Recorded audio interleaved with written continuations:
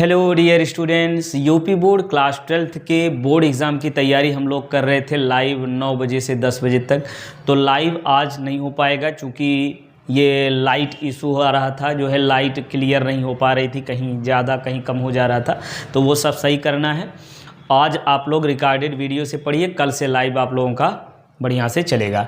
तो इस वीडियो में हम लोग स्थिर वैद्युतिकी, जो कि आपका पहला चैप्टर है, फर्स्ट पेपर का पहला चैप्टर, जिसमें ये टोटल 8 नंबर का आता है। अब इस 8 नंबर के लिए हमको पढ़ना क्या है, पहले ये समझिए। इसमें हमको पढ़ना है विद्युत क्षेत्र और आवेश से रिलेटेड, ठीक। और फिर इसके बाद गॉस का प्रमेय पढ़ना है, गॉस का प्रमेय पढ़ना है। फिर इसके बाद अगला आपका आ जाएगा विभव, ठीक, और विद्युत धारिता, विद्युत विभव और विद्युत धारिता। तो इन 4 चैप्टर को आप पूरा पढ़ेंगे तो इससे कंप्लीट तैयार करेंगे तो इससे 8 नंबर मिलेगा, है ना। तो इस 8 नंबर के लिए आपको बहुत मशक्क़त करने की ज़रूरत है, बहुत पढ़ने की ज़रूरत है, ज़्यादा पढ़ने की ज़रूरत है। बाकी चीज़ें तो बहुत ही आसान है, उसमें जो है थ्योरी है, कुछ न्यूमेरिकल हैं, आसानी से हो जाता है। इसके लिए आपको बहुत पढ़ना है, ज़्यादा पढ़ना है, ये मान चलिए। तो ज़्यादा ना लगे इसलिए जो है हम देखिए एक चैप्टर वाइज जितने सारे प्रश्न हैं उनको जो है समराइज करके इन 6 प्रश्नों के रूप में पूरा कंप्लीट कर दिया है। तो ये 6 प्रश्न यदि तैयार कर लिए आप तो पूरा थ्योरी इस चैप्टर का यानी विद्युत क्षेत्र का ये तैयार हो जाएगा, ठीक है। तो आज यही पूरा हम लोग कंप्लीट करेंगे, बाकी इसके बाद गॉस का प्रमेय, विभव और धारिता, ठीक। चलिए तो देखते हैं एक एक प्रश्न जल्दी जल्दी। कूलाम का नियम, पहले कूलाम का नियम आप लोग एक बार पढ़ ही चुके हैं क्या, कि किन्हीं 2 स्थिर बिंदु आवेश, तो पहले मान लेते हैं ये प्लस क्यू कूलाम का धन आवेश है, ये बिंदु ए पर है मान लो, और ये दूसरा प्लस क्यू कूलाम का, ये Q1 मान लीजिए, ये Q2 आवेश r दूरी पर यदि स्थित है, ठीक है। तो इनके बीच जो लगने वाला बल होता है, इनके बीच जो लगने वाला बल होता है कूलाम के नियमानुसार, ये होता है दोनों आवेशों के गुणनफल के अनुक्रमानुपाती और बीच की दूरी के वर्ग के व्युत्क्रमानुपाती होता है। तो शुरुआत आप कैसे करेंगे कूलाम का नियम में लिखने के लिए, कहेंगे कि किन्हीं 2 स्थिर बिंदु आवेशों के बीच लगने वाला आकर्षण या प्रतिकर्षण बल दोनों आवेशों के गुणनफल के अनुक्रमानुपाती और उनके बीच की दूरी के वर्ग के व्युत्क्रमानुपाती होता है। इतना आप यहाँ पे लिखेंगे ना। लिखने के बाद फिर मानेंगे कि यदि Q1 Q2 2 बिंदु आवेश बिंदु A और B पर r दूरी पर स्थित हैं तो कूलाम के नियमानुसार, तो कूलाम के नियमानुसार, अब कूलाम के नियमानुसार हमको मिल जाएगा F प्रोपोर्शनल आवेशों के गुणनफल का अनुक्रमानुपाती और बीच की दूरी के वर्ग के व्युत्क्रमानुपाती। देखिए दूरी है, वर्ग करके बटे में लिखा है ना, ऊपर नीचे है तो व्युत्क्रमानुपाती, सीधे सीधे होता है तो अनुक्रमानुपाती, ठीक है ना। चलिए अब ये बातें आपको पता है, आगे बढ़ते हैं। अब क्या होता है, ये प्रोपोर्शनल का निशान हटता है, आता है बराबर और एक नियतांक लेकर के आता है। तो ले आइए फिर F बराबर, यहाँ नियतांक आएगा 1/4 pi epsilon not, 4 pi epsilon not Q1 Q2 upon r²। फिर नीचे से आप लिखेंगे यहाँ 1/4 पाई एप्सिलॉन नॉट एक नियतांक है, क्या है, एक नियतांक है जिसका आंकिक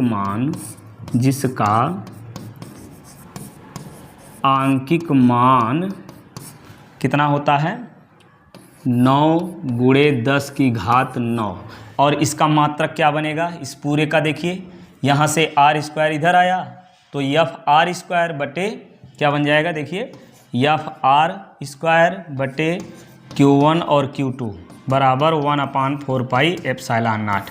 तो इतने का मात्रक क्या बनेगा, बल का मात्रक न्यूटन, तो लिख दीजिए इतना न्यूटन, फिर दूरी का मीटर², न्यूटन मीटर² प्रति कूलाम स्क्वायर। भाई ये हो गया मात्रक, इतना होता है, आंकिक मान इतना होता है, ठीक है। और यहीं ये भी बता दीजिए कि एप्सिलॉन नॉट, ऊपर लिखें एप्सिलॉन नॉट जो है ये क्या है, निर्वात की विद्युतशीलता है। अब एक लाइन खींच दें यहाँ पे, ठीक, क्या लिखेंगे, एप्सिलॉन नॉट, ये जो है एप्सिलॉन नॉट निर्वात की क्या है, विद्युतशीलता है, निर्वात की विद्युतशीलता है। ठीक, जिसका आंकिक मान, जिसका आंकिक मान कितना होता है, 8.85 8.85 गुणे 10 की घात -12। अब इसका मात्रक क्या बनेगा, देखिए एप्सिलॉन नॉट नीचे है ना, तो यही काम ऊपर कर लीजिए इसको, तो ये क्या हो जाएगा, कूलाम स्क्वायर, चलिए ऐसे लिख दे रहे हैं, कूलाम स्क्वायर प्रति न्यूटन मीटर स्क्वायर। ठीक,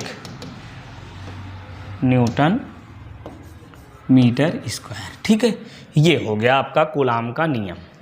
ठीक, और इसमें और कुछ है, कूलाम के नियम में इतना ही आपको लिखना है। ठीक है, चलिए अब इसके बाद हम समझेंगे कूलाम के नियम का सदिश रूप। ठीक, चलिए सदिश रूप समझने के लिए क्या करेंगे, देखिए यहाँ मान लीजिए सदिश रूप के लिए यहाँ हम मानेंगे कि दो आवेश जो हैं वो क्या हैं, Q1 और Q2 हैं। ऐसे कर लीजिए, दो आवेश Q1 व Q2 R दूरी पर स्थित हैं।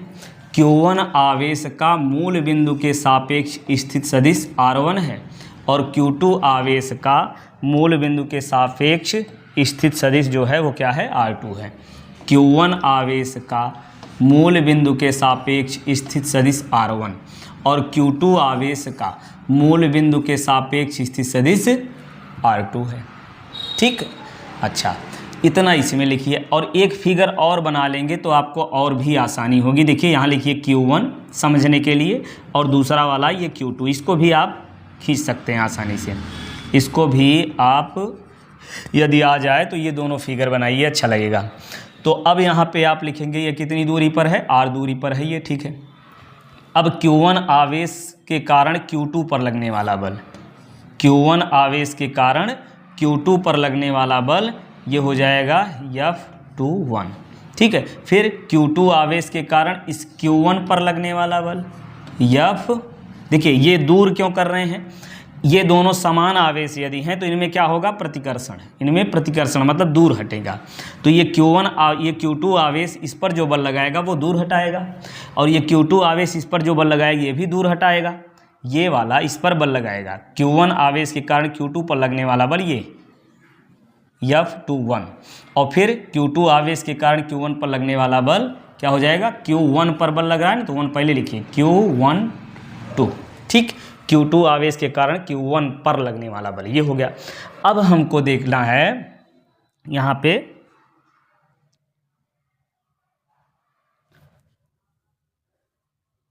Q1 के सापेक्ष Q2 की स्थिति सदिश।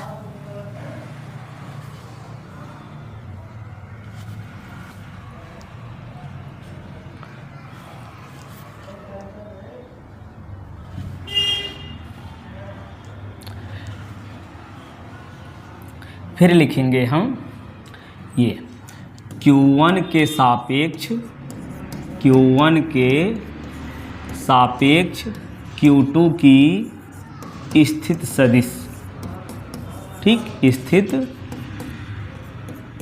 सदिश ये कितना बनेगा, R Q1 के सापेक्ष Q2 की, जैसे यहाँ करे थे कि Q1 के कारण Q2 पर लगने वाला, Q2 के कारण Q1 पर लगने वाला बल F12 हो गया। अब फिर Q1 के कारण Q2 पर लगने वाला बल, Q2 पर बल लग रहा है तो F21 हो जाएगा। उसी तरीके से इसको याद रखिए, Q1 के सापेक्ष Q2 की स्थिति सदिश कितना बन जाएगा, R21। ठीक, और ये क्या बनेगा, ये बनेगा R1 माइनस R2। ठीक, अब ये बन गया। अब फिर इसी प्रकार से निकाल लेंगे हम Q2 के सापेक्ष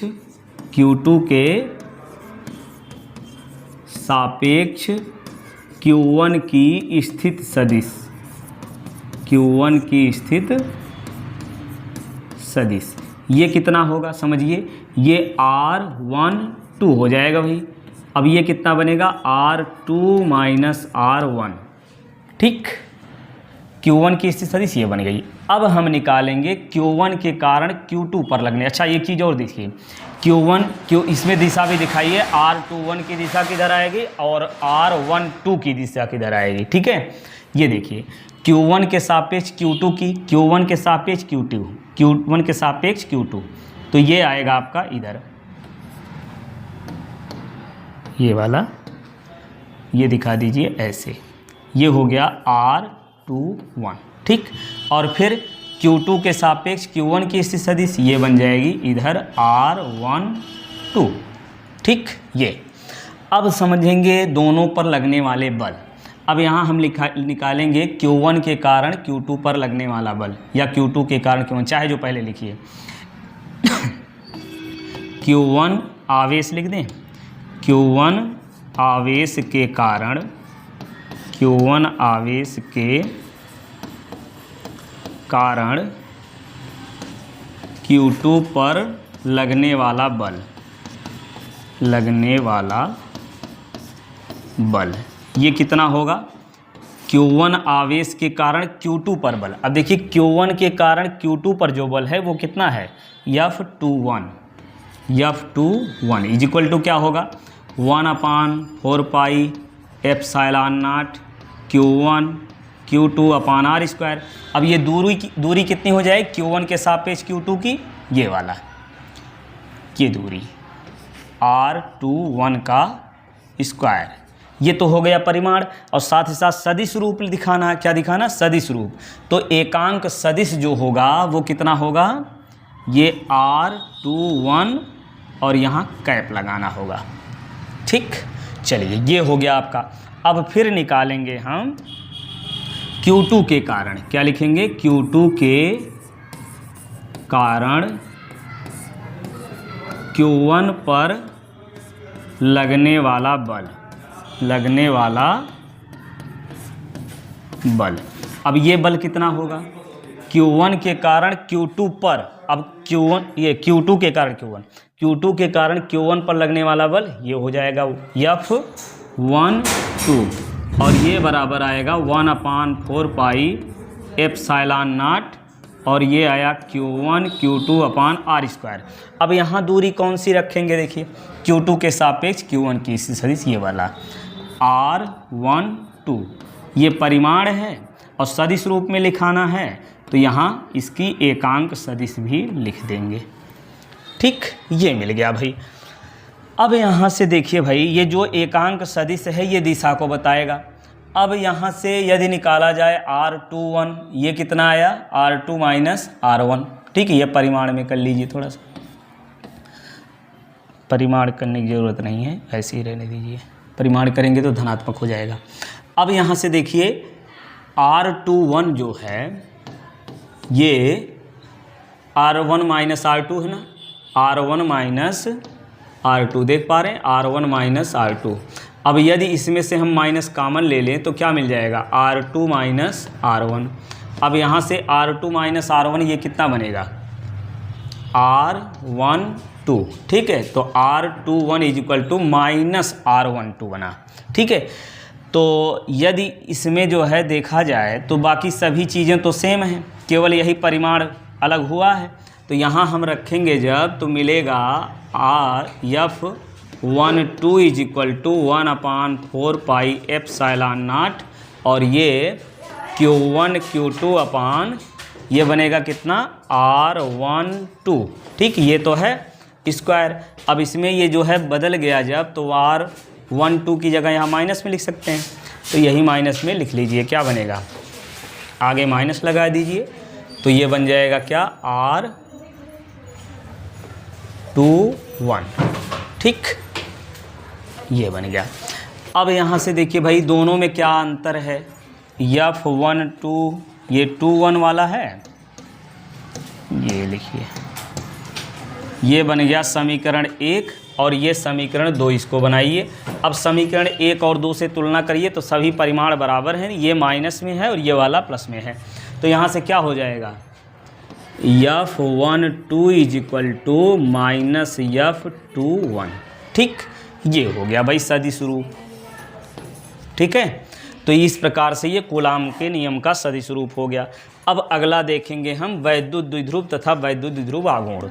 वैद्युत द्विध्रुव क्या होता है, ध्यान से समझिए कि दो बिंदु आवेश ऐसे हों कि जिनके परिमाण समान हो, परिमाण समान हो परंतु दिशाएं विपरीत हों या चिन्ह विपरीत हों। एक धनावेश है, एक ऋण आवेश है, तो समान परिमाण परंतु विपरीत प्रकृति के आवेश जब अल्प दूरी पर स्थित होते हैं तो जिस निकाय की रचना करते हैं उसे वैद्युत द्विध्रुव कहते हैं।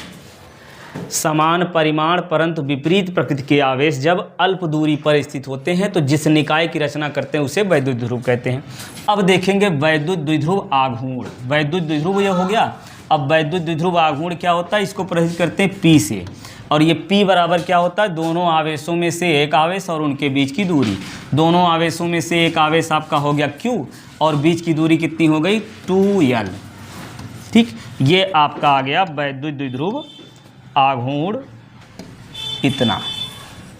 ठीक, और ये क्या मिला, वैद्युत द्विध्रुव। यहाँ से परिभाषित करिए, वैद्युत द्विध्रुव क्या है कि समान परिमाण परंतु विपरीत प्रकृति के आवेश जब अल्प दूरी पर स्थित होते हैं तो जिस निकाय की रचना करते हैं वो होता है वैद्युत द्विध्रुव।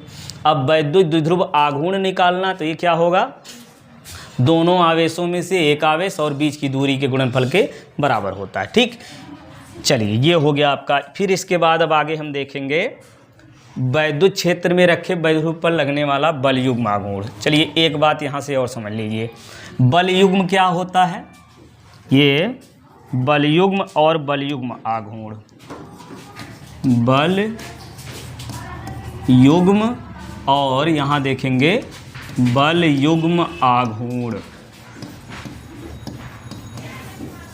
ठीक, चलिए तो बलयुग्म में क्या होता है ऐसे समझिए, यहाँ पे फिगर बना के आपको समझा दे रहे हैं ऐसे। ये कोई निकाय है, अब इस पर एक बल ये मान लीजिए F ऊपर की ओर लग रहा है और उतना ही बल ये नीचे की ओर यदि लग रहा है। अब ये बल दोनों समान हैं और जो है एक दूसरे के समांतर भी हैं और विपरीत दिशा में हैं। तो जब समान समांतर बल विपरीत दिशा में लगते हैं तो वो बलयुग्म होता है। जैसे यहाँ परिमाण में समान विपरीत प्रकृति के आवेश अल्प दूरी पर होते हैं तो वो वैद्युत द्विध्रुव होता है। और वैद्युत द्विध्रुव आघूर्ण क्या हुआ, दोनों आवेशों में से एक आवेश और बीच की दूरी। ठीक उसी प्रकार से बलयुग्म आघूर्ण भी लिखेंगे। बलयुग्म आघूर्ण क्या होगा, दोनों बलों में से एक बल, क्या, दोनों बलों में से एक बल और बीच की दूरी के गुणनफल के बराबर होता है। बल के क्रिया रेखा की लंबवत दूरी समझ लीजिए, यहाँ दूरी कौन सी है, बल के क्रिया रेखा की लंबवत दूरी के गुणनफल के बराबर होता है। चलिए बलयुग्म आघूर्ण, वैद्युत द्विध्रुव, वैद्युत द्विध्रुव आघूर्ण, ये चारों बातें एक साथ समझेंगे तो आसानी से याद रहेगा। ठीक है, चलिए आगे बढ़ते हैं। अब वैद्युत क्षेत्र में रखे वैद्युत द्विध्रुव पर लगने वाला बलयुग्म का आघूर्ण अब निकालना है। तो चलिए समझा जाए कि एक समान वैद्युत क्षेत्र मान लेते हैं, यहाँ E है। एक समान वैद्युत क्षेत्र क्या है, E है। एक समान वैद्युत क्षेत्र E में ये लीजिए,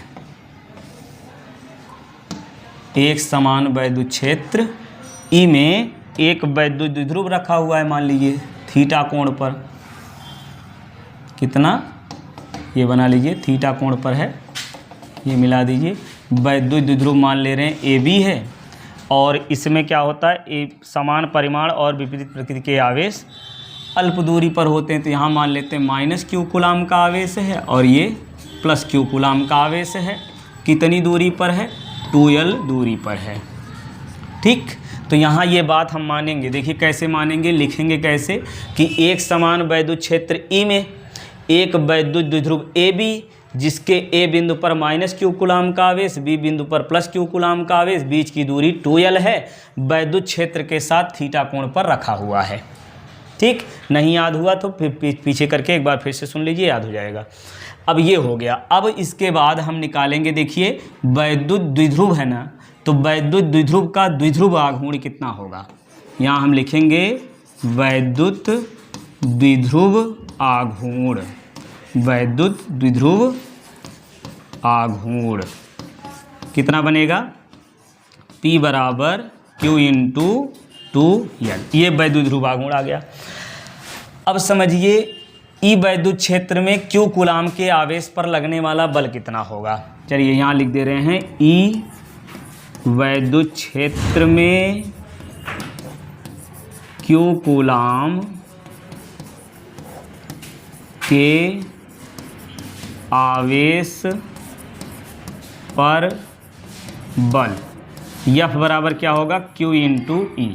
अब ये देखिए इस Q आवेश पर भी A बिंदु पर भी बल लगेगा, B बिंदु पर भी बल लगेगा।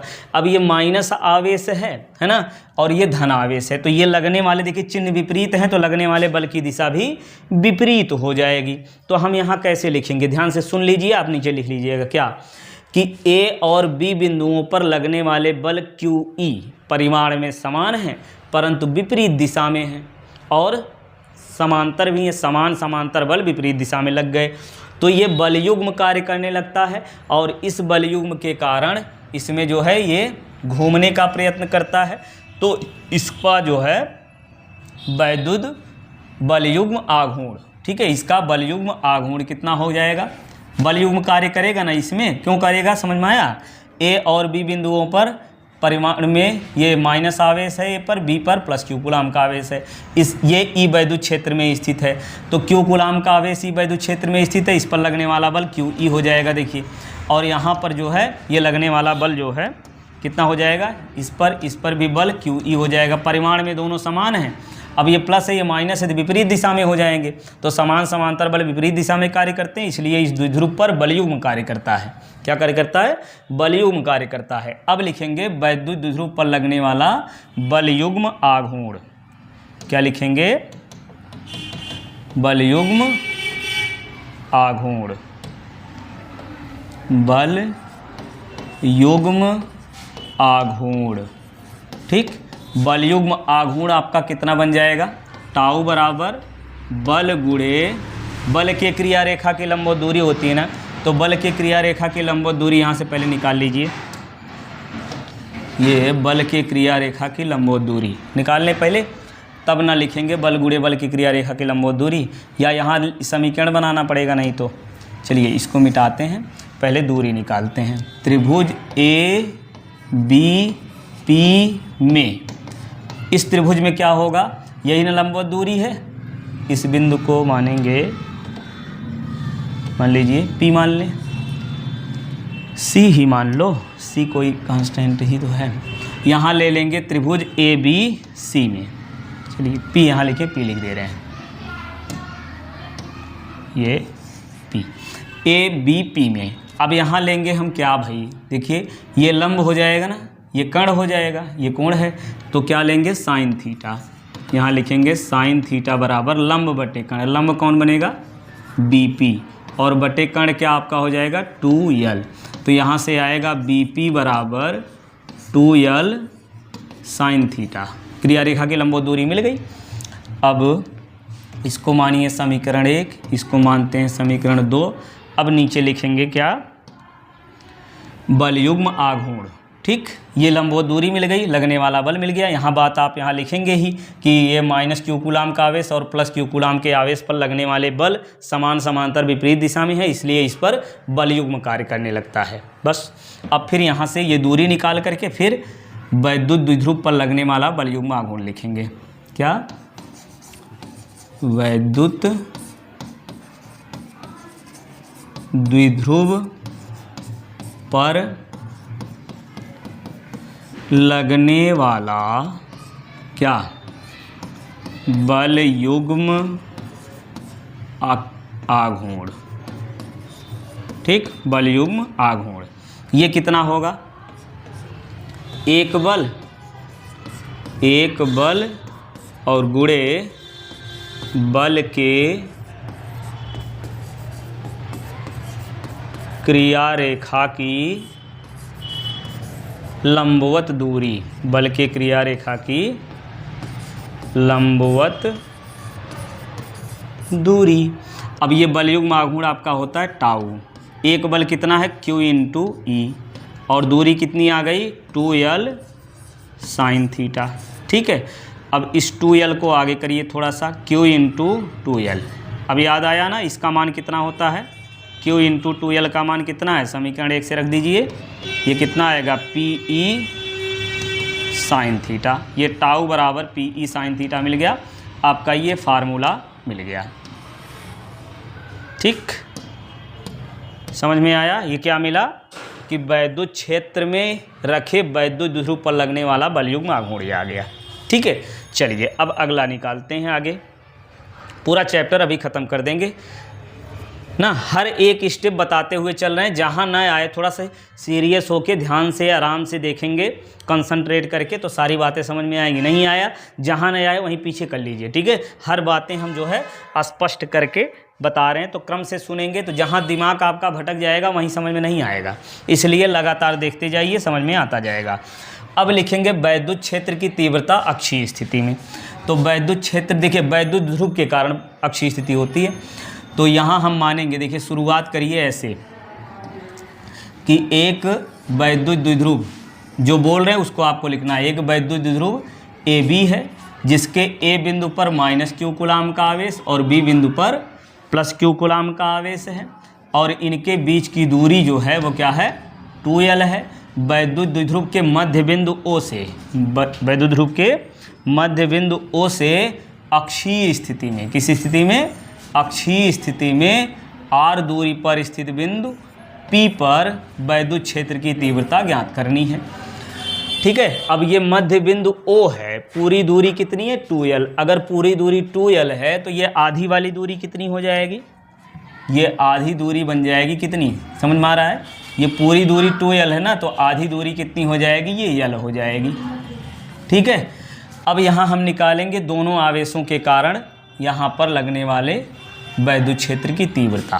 ठीक, अब तीव्रता निकालने के लिए क्या चाहिए, देखिए E बराबर होता है 1/4 पाई एप्सिलॉन नॉट Q/r²।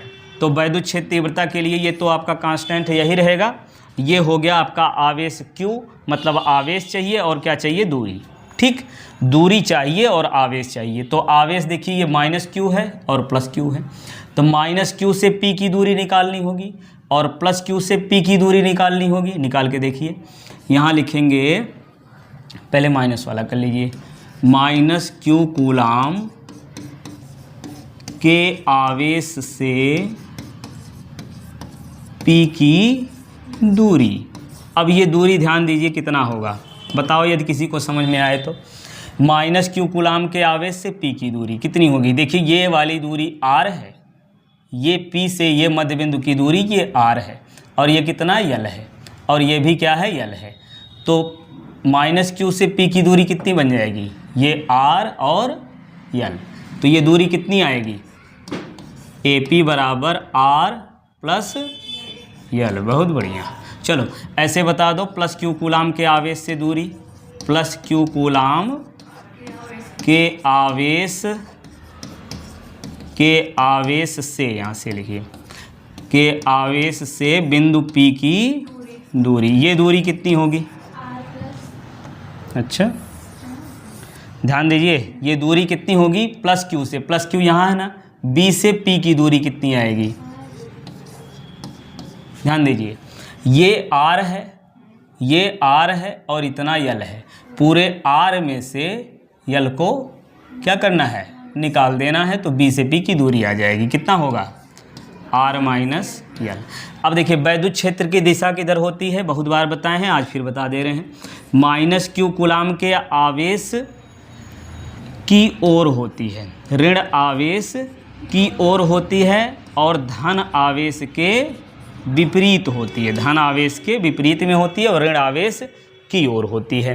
तो अब देखिए ये ऋण आवेश, यहाँ P से ऋण आवेश किधर है, इधर है, ऋण आवेश इधर है ना, तो ऋण आवेश के की ओर होती है, ऋण आवेश की ओर होती है। तो यहाँ -Q1 के कारण जो वैद्युत क्षेत्र होगा वो उसकी दिशा किधर होगी, ऋण आवेश की ओर, मतलब इधर, और धन आवेश के कारण किधर होगी, धन आवेश के विपरीत होती है। तो यहाँ से धन आवेश इधर है, तो इसका विपरीत क्या बनेगा, ये बनेगा, तो मतलब इसके कारण ये हो जाएगी दिशा। अब चलिए दोनों आवेशों के कारण पहले वैद्युत क्षेत्र की तीव्रता निकाल लेते हैं। -Q कूलाम के आवेश के कारण बिंदु P पर वैद्युत क्षेत्र की तीव्रता, वैद्युत क्षेत्र की तीव्रता। अब ये वैद्युत क्षेत्र की तीव्रता इसकी वाली हम मान लेते हैं N1 E1 1/4πε0 Q/r²। अब ये माइनस Q कूलाम के आवेश से P की दूरी कितनी है, ये R प्लस L का स्क्वायर, ठीक है। ये हो गया भाई। अब इसकी दिशा देखिए, E1 किधर है, ऋण आवेश की ओर होती है, तो यहाँ से ऋण आवेश इधर है ना, तो ऋण आवेश के कारण ऋण की ओर ये हो जाएगी, E1 की दिशा इधर हो जाएगी। इसी प्रकार से निकालेंगे। चलिए यहाँ लिखना चाहें तो आप लिख सकते हैं P से A की ओर, लिखना चाहें तो यहाँ लिख सकते हैं P से A की ओर, ये दिशा है। और इसको बना लेते हैं समीकरण 1। अब देखिए आगे क्या करें, माइनस Q कूलाम के आवेश के कारण हो गया, इसी प्रकार से निकाल लेंगे प्लस Q कूलाम के आवेश के कारण वैद्युत क्षेत्र की तीव्रता, प्लस Q कूलाम के आवेश के कारण वैद्युत क्षेत्र की तीव्रता कितनी बन जाएगी, इसको मानिए E2 बराबर, फिर वही बात 1/4πε0 Q/r²। यहाँ r की जगह कितना लिखेंगे, प्लस Q कूलाम के आवेश से दूरी कितनी है, R माइनस L, इसका कर लो स्क्वायर, ठीक है। ये अब इसकी दिशा किधर होगी, इधर की ओर, यानी B से P की ओर, B से P की ओर। अब ये विपरीत दिशा में है ना, जस्ट विपरीत है, और जब विपरीत दिशा में हो तो परिणामी वैद्युत क्षेत्र की तीव्रता जो होगी या परिणामी मान जो होगा अंतर के बराबर होगा ना। कल अभी लाइव में समझाए थे, फिर समझ लीजिए। जैसे इधर लगाया जा रहा है 12 न्यूटन का बल, है ना, इधर लगाया जा रहा है 8 न्यूटन का बल, ये न्यूटन, बल का मात्रक होता है न्यूटन। ये लो 8 न्यूटन का बल इधर लग रहा है। अब ये बताइए कि इस पिंड पर कितना बल लगेगा। ये 8 न्यूटन के बल से कोई इधर खींच रहा है 12 न्यूटन के, और 8 न्यूटन के बल से कोई इधर खींच रहा है। अब ये पिंड किधर जाएगा, ये गेंदा किधर जाएगा, इस 12 न्यूटन वाले की ओर। और इस 12 न्यूटन वाले पर कितना बल लगेगा, 12 तो लग रहा, उसमें से 8 माइनस हो जाएगा, तो कितना लगा, नहीं समझे। फिर से देखो, ये कोई पिंड है, 12 न्यूटन का बल मान लो इधर लग रहा है, ये लो जल्दी ध्यान से समझो, 12 न्यूटन का बल इधर लग रहा है और 12 न्यूटन का बल इधर भी लग रहा है, तो ये किधर जाएगा, कहीं नहीं जाएगा, दोनों ओर बराबर है। इसका मतलब परिणामी बल इस पर शून्य है, जितना बल इधर लग रहा है उतना इधर लग रहा है, तो दोनों का अंतर करेंगे तो आएगा शून्य। इसका मतलब परिणामी बल इसमें शून्य है। यहाँ देखिए 12 न्यूटन इधर लग रहा है, 8 उसी में से विपरीत दिशा में लग रहा है, तो कितना बल लगेगा इस पर, 12 माइनस 8 यानी 4 न्यूटन। तो जब विपरीत दिशा में बल लगे या कोई भी बात विपरीत दिशा में हो तो परिणामी उसके अंतर के बराबर होता है। तो अब यहाँ से हम लिखेंगे परिणामी वैद्युत क्षेत्र की तीव्रता, परिणामी वैद्युत क्षेत्र की तीव्रता। तो परिणामी वैद्युत क्षेत्र तीव्रता E बराबर कितना हो जाएगा। अब यहाँ से देखिए E1 ज़्यादा है कि E2, E1 में क्या 1/4πε0 Q/r+L का होल स्क्वायर है, और यहाँ क्या है R माइनस L का होल स्क्वायर, बाकी सभी चीज़ें सेम हैं। तो E1 ज़्यादा है कि E2, समझो 1/5 ज़्यादा होता है, ये लो 10 कर ले रहे हैं जिससे आसानी समझ में आए। 10/5 ज़्यादा होता है कि 10/2, 10/2 ज़्यादा होता है ना, यानी नीचे वाला ये मान यदि कम हो जाए तो मान ज़्यादा होगा। अब बताओ कौन ज़्यादा, E1 है कि E2, E2 ज़्यादा है, तो ज़्यादा में से कम को घटा लो, परिणामी E बराबर आएगा E2 माइनस E1, घटा दो फटाफट, 1/4π, जल्दी बोलो क्या रखें, 1/4πε0 Q/r माइनस L का स्क्वायर, और फिर माइनस 1/, थोड़ा पतला कर देते हैं, 4πε0, 4π इसको बोलते हैं ε0 Q/r+L का होल स्क्वायर। कुछ कॉमन है जो उसको कॉमन ले लीजिए, Q/r+L 4 pi epsilon not common, और बचा कितना आर माइनस यल का whole square minus 1 upon R plus L का होल स्क्वायर। अब इसको सॉल्व करिए, Q upon 4 pi epsilon naught, और यहाँ से बनेगा देखिए इसका एलसीएम ले लीजिए ना, कितना आएगा आर माइनस यल का आर माइनस यल, और ये आर प्लस यल का ये स्क्वायर, ठीक, ये स्क्वायर लगा दें। अब क्या करेंगे भाई, पूरा होल स्क्वायर कर दें, ज़्यादा सही लगेगा। ये लो इसका होल स्क्वायर। अब इसका इसमें गुणा होगा, इसका इसमें करिए, आर प्लस यल का whole square minus R minus L का होल स्क्वायर, ठीक है। अब ए प्लस बी का होल स्क्वायर कर लो, q upon 4 pi epsilon not, कितना बनेगा ए प्लस बी का होल स्क्वायर करिए, R square plus L square plus 2RL, ठीक। और ये वाला माइनस करेंगे तो ये आएगा R square plus L square minus 2RL, ठीक है। अब एक काम करिए, माइनस से अगली बार गुणा करेंगे हम ना, तो यही हम गुणा कर दे रहे हैं, एक लाइन लिखने से बच जाएंगे, ठीक। तो ये माइनस से करिए इसमें गुणा, ठीक है। तो माइनस से जब गुणा करेंगे तो ये बन जाएगा माइनस, और ये जो प्लस है ये भी बन जाएगा क्या माइनस, और ये माइनस बन जाएगा प्लस, और नीचे a minus B A plus B का स्क्वायर करिए, मतलब a minus B A plus B formula लगाइए, क्या बनेगा R square minus L square का होल स्क्वायर। अब देखिए ऊपर कुछ कट रहा है, क्या कट रहा है, आर स्क्वायर, ये प्लस माइनस कट गया, ये प्लस माइनस कट गया, 2RL जुड़ जाएगा तो कितना मिलेगा, वाह भाई, क्यू ये कितना मिलेगा, E बराबर यहाँ मिला है Q इंटू 2 हाँ बहुत बढ़िया, 2 4 RL, और बटे में क्या बचा हुआ है 4 पाई एप्सिलॉन नॉट, और इधर R square minus L square. अब देखिए यल क्या है, ये जो है ये होल स्क्वायर, हाँ। अब ये देखिए क्या है कि ये दोनों आवेश अल्प दूरी पर स्थित है, मतलब बहुत कम दूरी पर स्थित है। जैसे कहा जाए ये HCl आपका होता है, H पर पार्शियल पॉजिटिव चार्ज होता है ना, पार्शियल पॉजिटिव होता है, और Cl पर पार्शियल निगेटिव चार्ज होता है। तो ये प्लस माइनस बहुत कम दूरी पर स्थित है ना, बहुत कम दूरी पर स्थित हैं। तो ये जो रचना करते हैं ये वैद्युत ध्रुव की रचना करते हैं। तो इस प्रकार का ये वैद्युत द्विध्रुव है। अब 2L बहुत कम दूरी है, जैसे यहाँ दोनों आवेशों के बीच की दूरी जिस प्रकार से जितनी है उसी प्रकार से ये 2L है। अब 2L का भी आधा कर देंगे तो ये बहुत कम हो जाएगा। तो जब बहुत कम हो जाएगा तो स्क्वायर करेंगे तो और कम हो जाएगा। को लग रहा है ना कि स्क्वायर करने पर मान बढ़ जाता है, ऐसा नहीं है। यदि मान छोटा है तो स्क्वायर करेंगे और भी छोटा हो जाता है। जैसे 1/2 है ना, तो 1/2 का जब स्क्वायर करेंगे तो इसका भी स्क्वायर हो जाएगा, कितना बनेगा 1/4। अब ये देखिए 1/2 ज़्यादा है कि 1/4? 1/2 मतलब स्क्वायर किए तो मान और कम हो गया, स्क्वायर करने पर मान कम हो गया।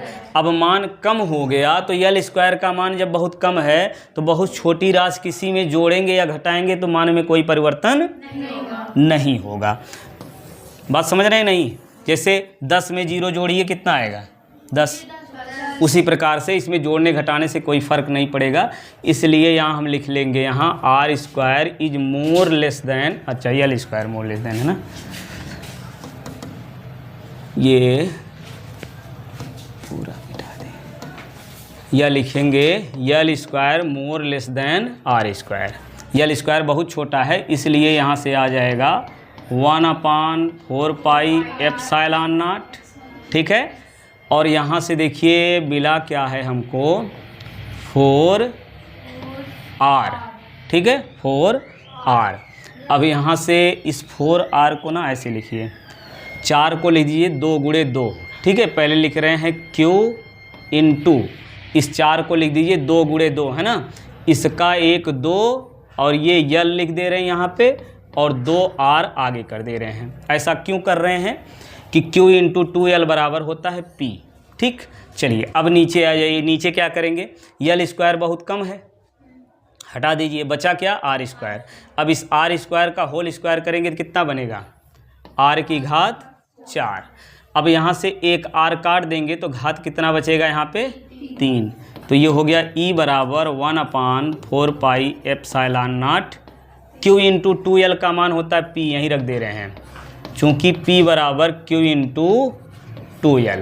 तो Q इंटू 2L की जगह है यहाँ P लिख दीजिए, और यहाँ बचा देखिए एक R कट जाएगा, ये बचा हुआ 2 है, तो इस 2 को यहाँ पे लिख देंगे। तो बचा क्या है 2L, यहाँ बचा क्या है, इसका मान हो गया P, और ये R एक कट जाएगा, 2 इंटू P बचेगा ना, 2P अपान क्या बचा, R पावर 4 में से एक R कट गया, R पावर 3 हो जाएगा। तो ये हमारा हो गया क्या, अक्षीय स्थिति में वैद्युत क्षेत्र की तीव्रता।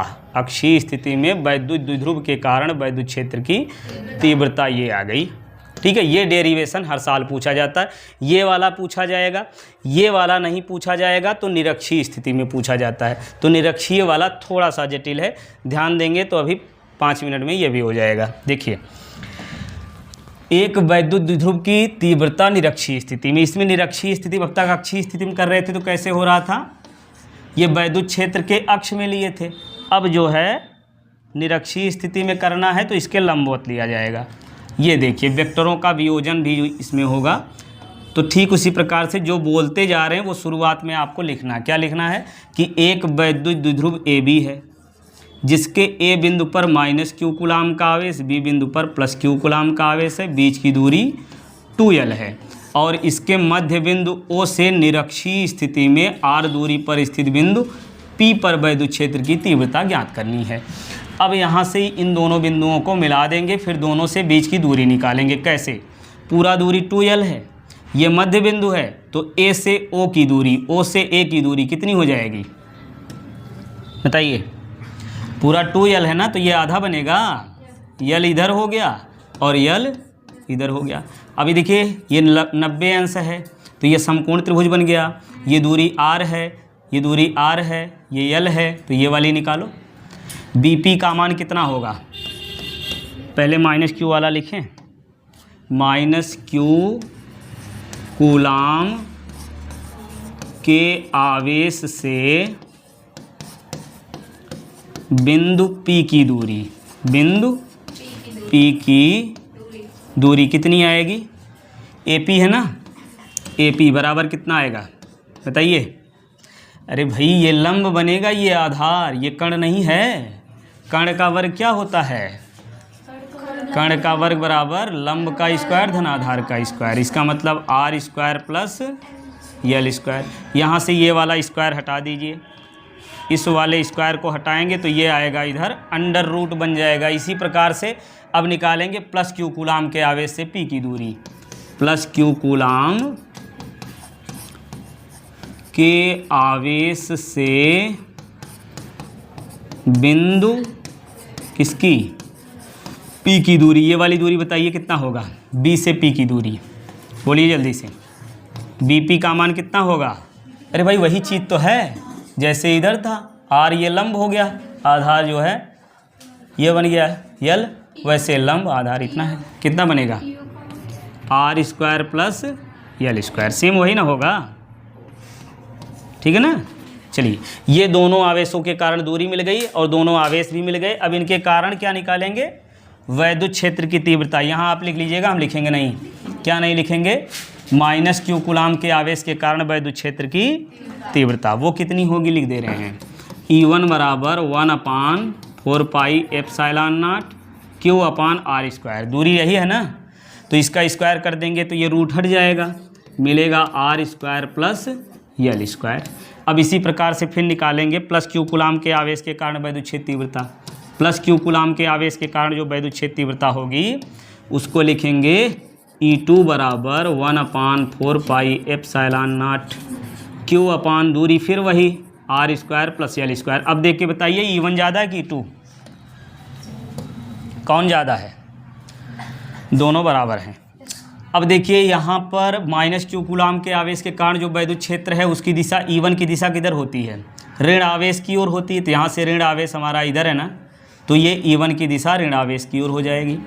और E2 जो है ये धन आवेश के कारण है वैद्युत क्षेत्र तीव्रता, तो धन आवेश यहाँ है, तो इसके कारण वैद्युत क्षेत्र विपरीत दिशा में होता है।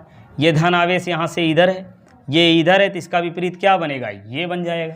इसका विपरीत क्या, इधर हो जाएगा। ये कर लो E2। अब जो है ये मान लेते हैं यहाँ पे ये कोण थीटा है, कितना, थीटा।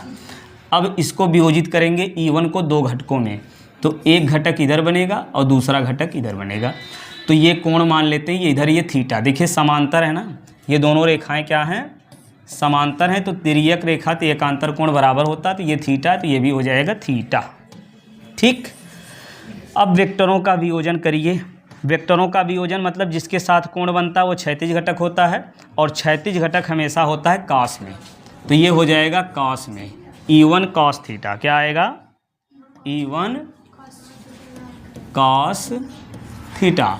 और दूसरा लंबवत घटक जो साइन में होता है वो आएगा E1 साइन थीटा। ठीक इसी प्रकार से E2 को वियोजित कर लीजिए। ये कोण बनेगा हमारा थीटा, E2 को वियोजित करेंगे तो एक घटक यही कॉमन रह जाएगा, दूसरा वाला ऊपर की ओर बन जाएगा।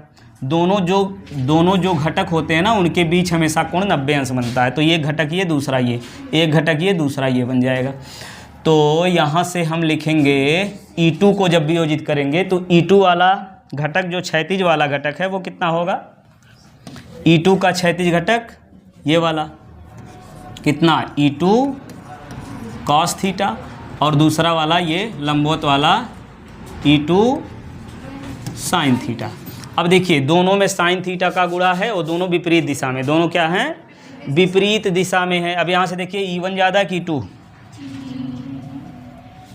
कौन ज़्यादा है, अरे भाई जो इधर है वही इधर है, दोनों बराबर हैं। तो E1 E2 दोनों बराबर हैं और दोनों में साइन थीटा का गुणा है, तो ये E1 sine theta E2 sine theta बराबर हो जाएगा। और ये कौन से घटक हैं, लंबवत घटक।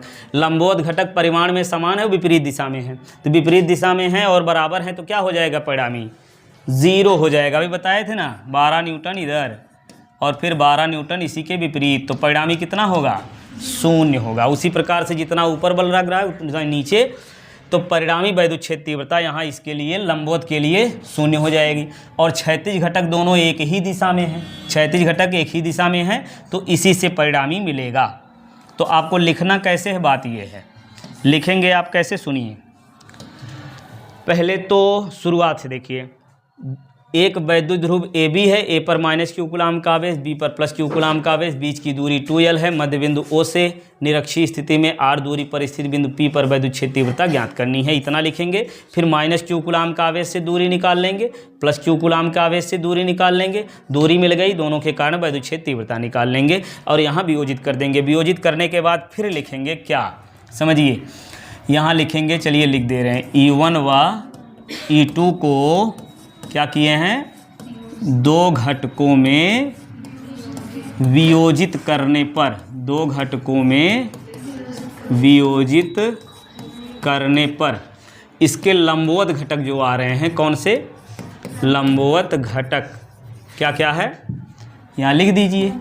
लंबवत घटक कौन कौन है, E1 साइन थीटा और E2 साइन थीटा। ये परिमाण में समान है, दोनों की मात्राएं समान है ना, परिमाण में समान, परंतु दिशा क्या है, विपरीत है, परंतु विपरीत दिशा में है, विपरीत दिशा में हैं। अतः एक दूसरे से क्या हो जाएंगे, एक दूसरे से निरस्त हो जाएंगे। क्या हो जाएंगे, निरस्त हो जाएंगे। ठीक। फिर लिखेंगे कि क्षैतिज घटक, क्षैतिज घटक एक ही दिशा में है, क्षैतिज घटक एक ही दिशा में है। अब अगर क्षैतिज घटक एक ही दिशा में है तो परिणामी कितना बनेगा, परिणामी वैद्युत क्षेत्र की तीव्रता E बराबर, दोनों को जोड़ लीजिए, दोनों एक ही दिशा में तो परिणामी जुड़ जाता है ना। जैसे गाड़ी में धक्का दिए हो, कोई एक व्यक्ति 100 न्यूटन का बल लगा रहा है, दूसरा वाला एक और आ गया वो 50 न्यूटन का बल लगा रहा है, तो उस गाड़ी पर कितना बल लगेगा, जुड़ जाएगा। वैसे दोनों एक ही दिशा में है तो परिणामी दोनों जुड़ जाएगी। समझ रहे हैं, एक 100 न्यूटन का इधर लगा रहा है, एक व्यक्ति 50 न्यूटन का उधर, तो गाड़ी पर कितना बल लगेगा, ये 100 इधर लगा रहा है, 50 वाला उधर, गाड़ी किधर जाएगी, जिधर 100 वाला ढकेल रहा है, मतलब 50 न्यूटन का बल लगेगा। अगर अकेले वो ढकेलता तो 100 लगता, वो विपरीत दिशा में 50 वाला आ गया, 50 माइनस कर दिया ना, और ये 50 वाला इधर से एक ही दिशा में लगा दिए तो जुड़ जाएगा। तो उसी प्रकार से ये विपरीत दिशा में है तो ये निरस्त हो जाता है, ये दोनों एक ही दिशा में है तो परिणामी जुड़ जाएगा। तो कितना बनेगा, बोलिए, परिणामी वैद्युत क्षेत्र की तीव्रता कितनी हो जाएगी? E बराबर E1 क्या cos थीटा और प्लस E2 cos थीटा। अब ये भी तो दोनों बराबर हैं तो जोड़ दीजिए, 2E1 cos थीटा आएगा और E1 का मान कितना है 1/4 पाई एप्सिलॉन नॉट Q अपान ये R square plus L square. अब ये cos थीटा का मान डायरेक्ट रख दें, cos बराबर आधार बटे कर्ण होता है ना, तो यहाँ से थीटा है, ये आधार आपका, चलिए एक लाइन लिख दिए, नहीं तो कहोगे कि डायरेक्ट लगा दिए। चलिए यहाँ लिखेंगे चूँकि cos थीटा बराबर आधार बटे कर्ण होता है ना, तो आधार L ये बटे कर्ण, तो आधार L हो गया, कर्ण मतलब ये वाली दूरी कितनी आई है, ये under root R square plus L square. अब रख दीजिए यहीं पे cos थीटा का मान। अब यहाँ नीचे लिखे हैं तो एक बार यहाँ cos थीटा लिखना पड़ेगा।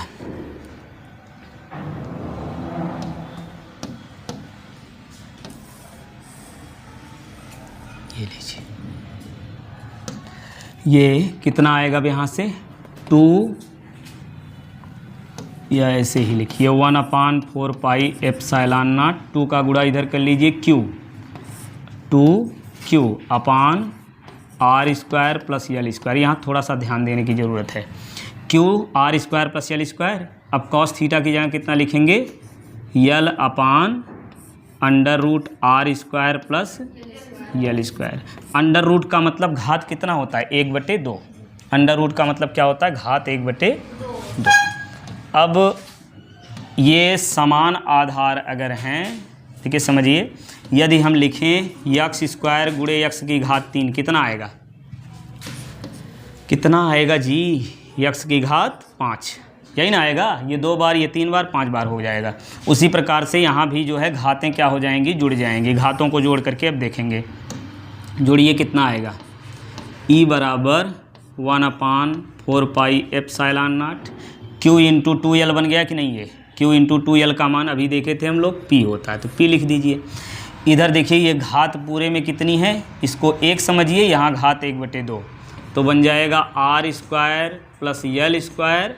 अब इसमें घात 1 है और यहाँ पे घात 1/2 है, ये जोड़ दीजिए बस इसको, तो आएगा 1/4 pi epsilon not P upon R square plus L square. एक काम करिए, L को हटा दीजिए जैसे अभी हटाए थे, कैसे, L square is more less then R square. L square बहुत छोटा है R स्क्वायर से, इसलिए यहाँ से L स्क्वायर को भी हम रिमूव कर देंगे, हटा देंगे। ये R स्क्वायर बचा, इसको जोड़ लीजिए कितना आएगा, 2 1 कम 2 1, 3/2, यही ना आएगा। अच्छा, अब आगे क्या लिखें, 1/4 पाई एप्सिलॉन नॉट P अपान। अब देखिए घात पर घात हो तो घातों का हो जाता है गुणा, अब इसका गुणा करेंगे तो ये 2 से 2 कैंसिल हो जाएगा, बचेगा कितना, R की घात कितना बचा, 3। ये हो गया भैया निरक्षीय स्थिति में वैद्युत क्षेत्र की तीव्रता। तो इस प्रकार से आपका पूरा चैप्टर कंप्लीट, ठीक, ये चैप्टर आपका कंप्लीट हो गया। चलिए, तो आज लाइव आप लोगों का नहीं हो पाया तो इस वीडियो से आप लोग आज काम चलाइए, अगले दिन फिर 9 बजे से कल से आप लोगों का लाइव चलेगा। चलिए, पढ़ते रहिए, स्वस्थ रहिए, मस्त रहिए, फिर मिलते हैं।